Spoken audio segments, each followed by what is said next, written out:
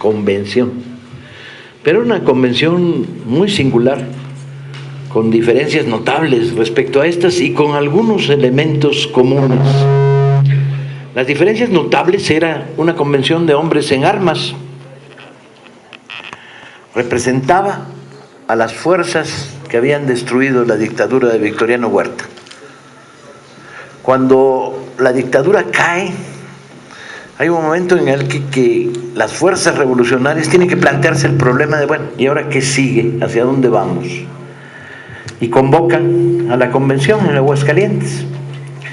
La convención además tiene momentos de conflicto desde la convocatoria, porque mientras que unos piensan que lo que debe estar representado en esa convención es los que lucharon contra la dictadura, y los que lucharon contra la dictadura lucharon en armas, los otros piensan que debe ser una convención con más participación de sectores políticos vinculados al aparato del creciente o naciente Estado.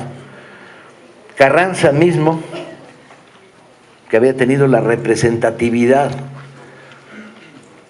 de primer jefe en las fuerzas que confrontan la dictadura de Huerta, propone que en la convención estén representados periodistas, algunos gobernadores, pero las divisiones del norte, del noreste y del noroeste imponen su ley. La ley es aquí solo representación de pueblo en armas.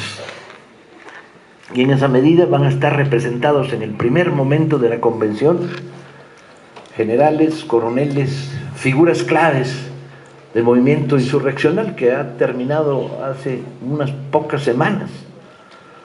Van a estar representados toda la División del Norte con Pancho Villa y los generales que integraron la División del Norte, la División del Centro de Natera, la División del Noreste de Obregón Calles, la División del Noreste de Pablo González. Y hay un segundo problema en la convención, que es, ¿y el sur? ¿Dónde está?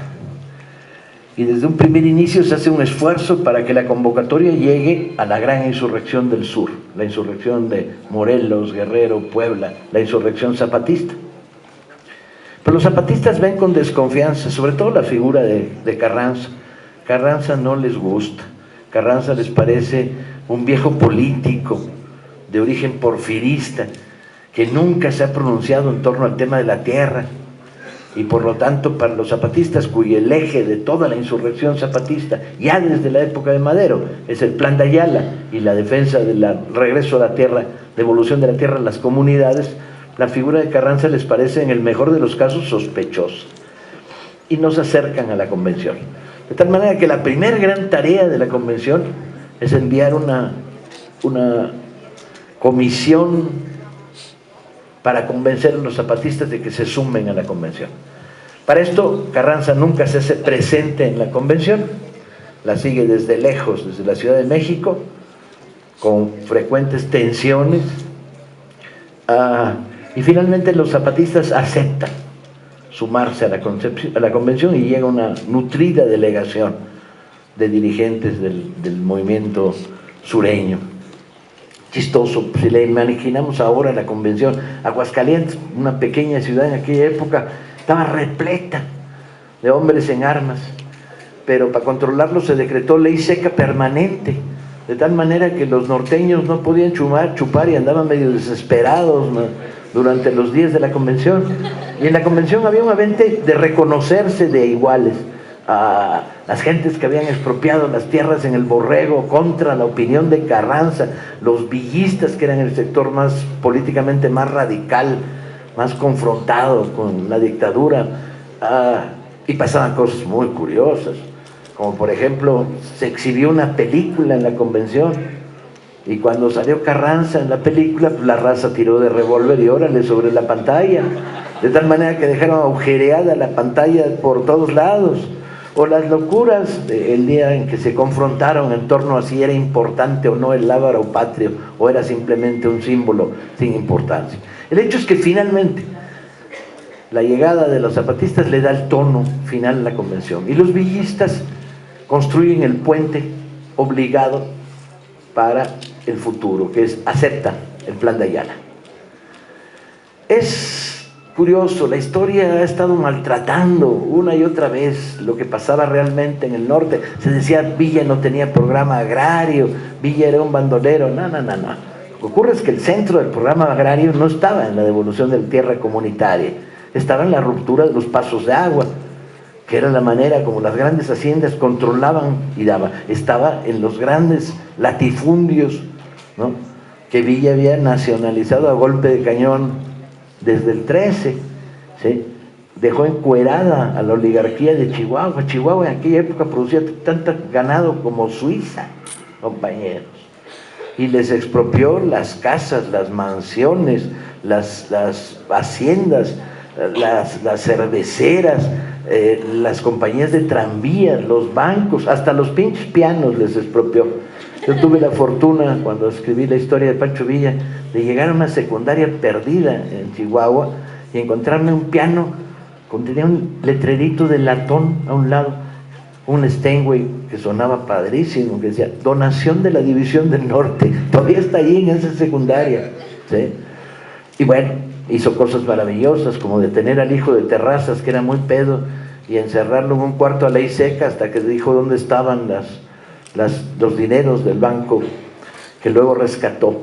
Se produjeron fenómenos muy interesantes. La revolución agraria en el sur había avanzado notablemente, pues no solo estaba el proyecto de la restitución de la tierra, sino que ya se había ejercido en muchísimos lugares, pero había un proyecto mucho más profundo, que era qué hacer con el azúcar, si seguir con el modelo de la hacienda porfiriana o empezar a construir modelos cooperativos para la producción industrial. Entonces, de la convención nace el acuerdo entre el norte y el sur y la designación de un personaje bastante blandengue, Eulalio, como presidente de la República. A partir de ese momento, las fuerzas de la convención avanzan hacia la de México, se producen las primeras rupturas, Carranza no aprueba la convención, se declara en rebeldía, Obregón termina cuadrándose con los carrancistas, ¿sí?, y el país vuelve a entrar en una etapa nueva de la revolución.